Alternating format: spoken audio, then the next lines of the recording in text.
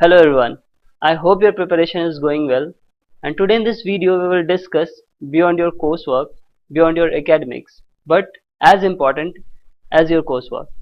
So this is a question which I was asked today on Facebook, and the question is something like this: that how do you define gate preparation in just a single word?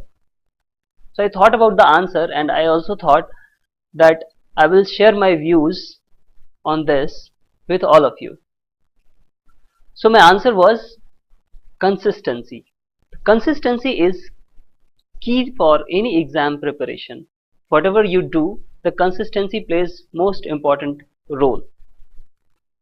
So whenever you do something and you do it in inconsistent manner, the ultimate outcome will come out to be almost zero, or you can never get desired outcome by doing the things in inconsistent manner. So consistency plays a very crucial role. Now we have various kinds of consistency which is required in gate preparation. So let's discuss it one by one. The first one is consistency in time. What do I mean by saying consistency in time? Consistency in time means when you prepare for gate, you have to devote a consistent time every day. So it should not be something like you start by preparing 10 hours every day, then you go for 12, and then you drastically reduce to 1 hour, 2 hour. So that is not going to help. You have to have a consistent amount of time, a fixed amount of time every day.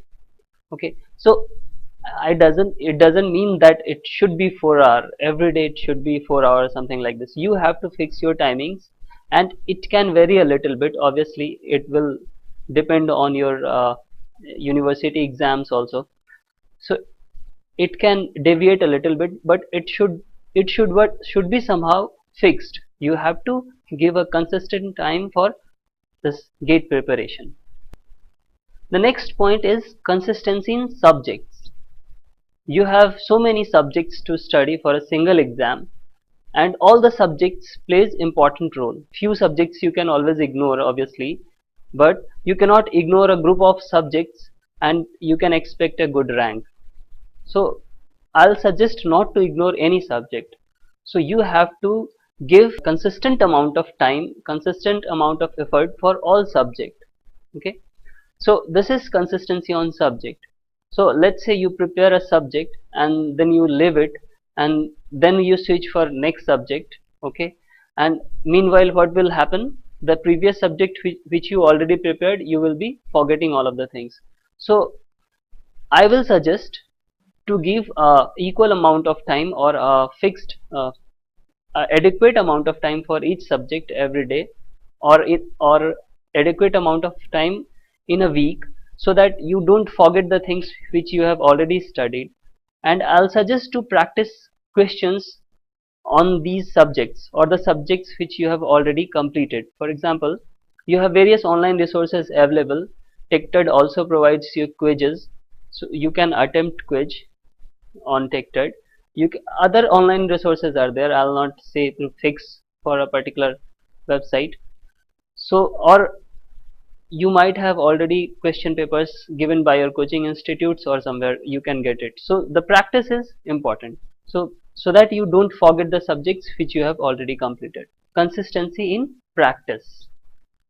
So as I was mentioning, practice is something which makes you perfect.